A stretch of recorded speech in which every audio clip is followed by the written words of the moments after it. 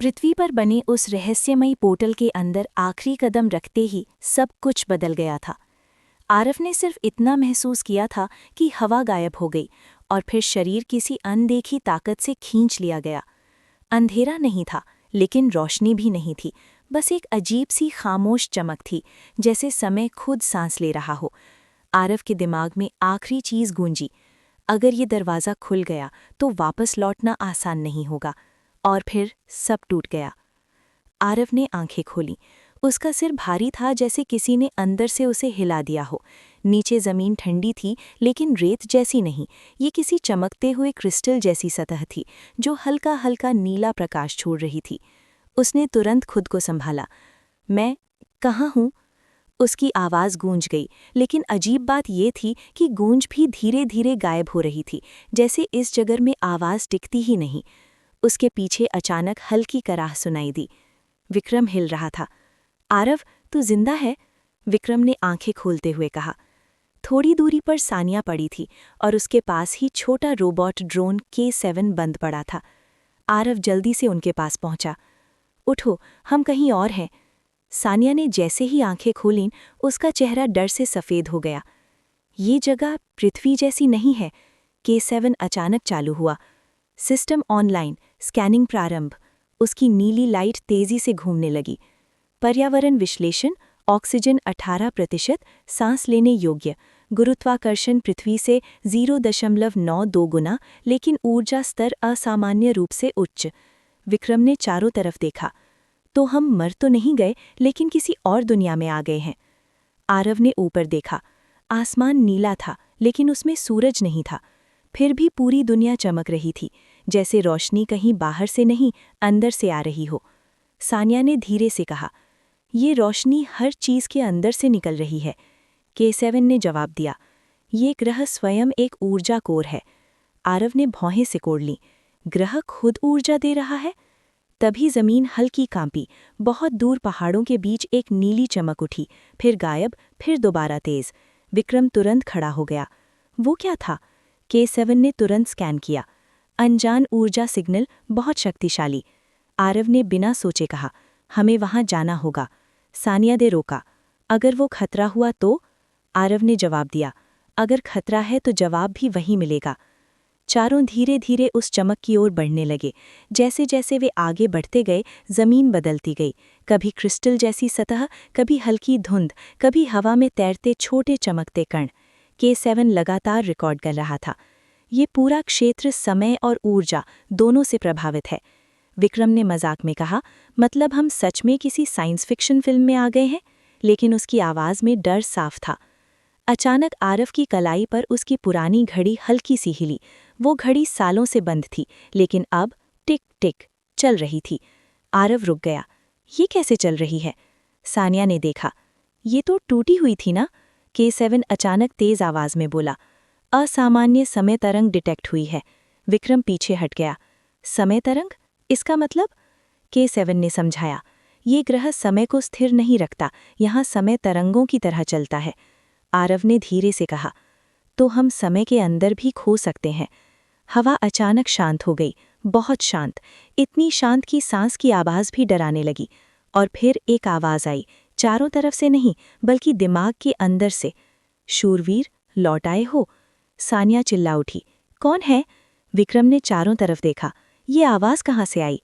K7 ने जवाब दिया, ये ध्वनि बाहरी माध्यम से नहीं आई, ये मानसिक संचार है।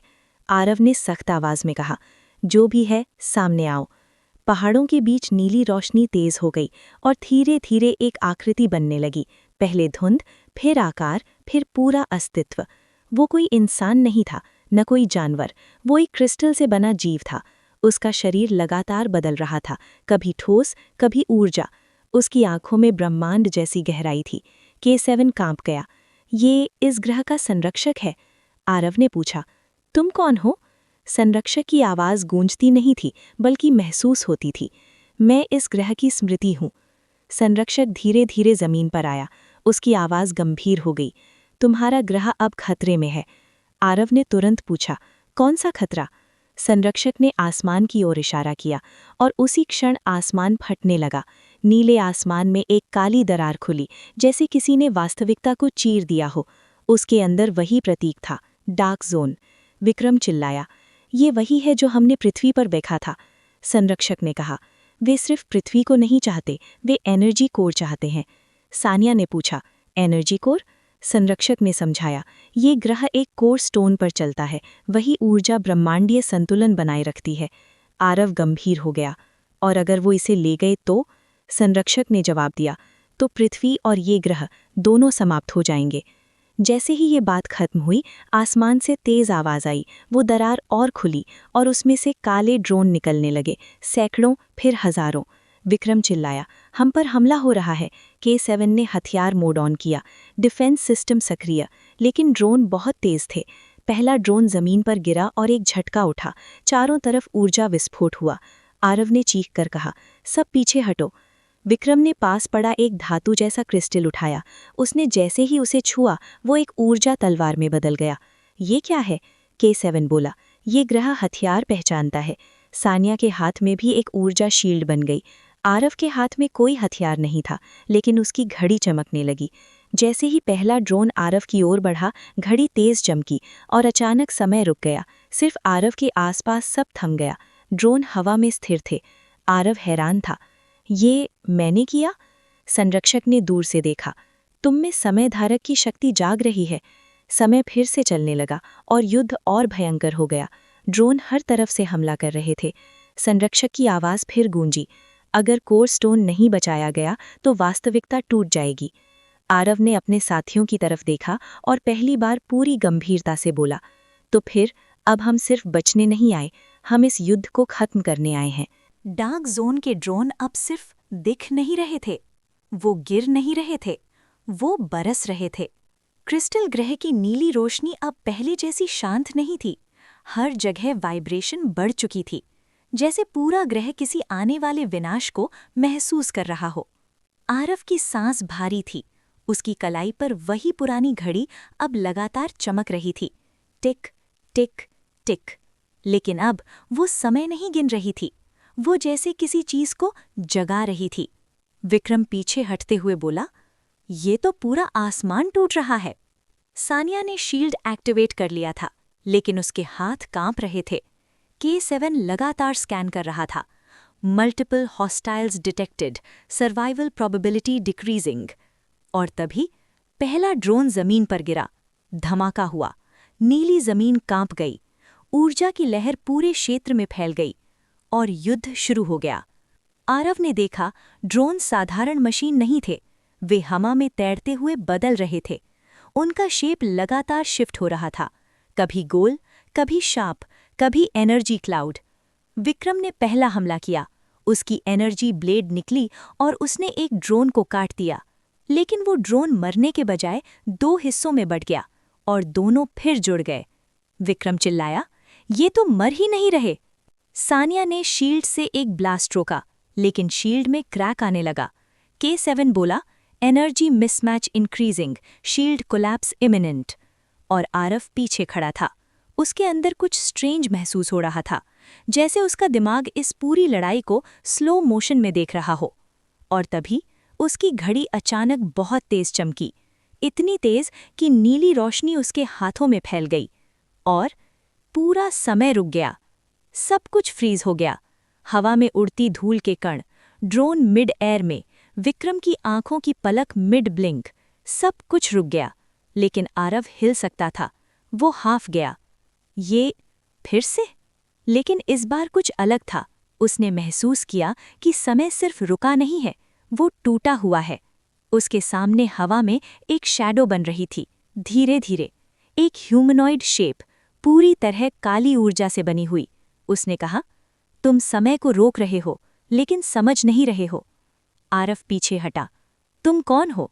शैडो आगे बढ़ा, मैं वो हूं जो समय को फिर से लिखता है। आरव, मतलब? शैडो, तुम अभी सिर्फ शुरुआत हो, टाइम ब्रेकर नहीं। और अचानक समय वापस चल पड़ा। ड्रोन फिर से सक्रिय हो गए। हमला तेज हो गया। विक्रम और सानिया अब पूरी तरह दबाव में थे। K7, energy overload, we cannot hold. एक ड्रोन तेजी से आरव की तरफ आया। और इस बार आरव ने बिना सोचे हाथ उठाया और हवा में हल्का सा झटका हुआ।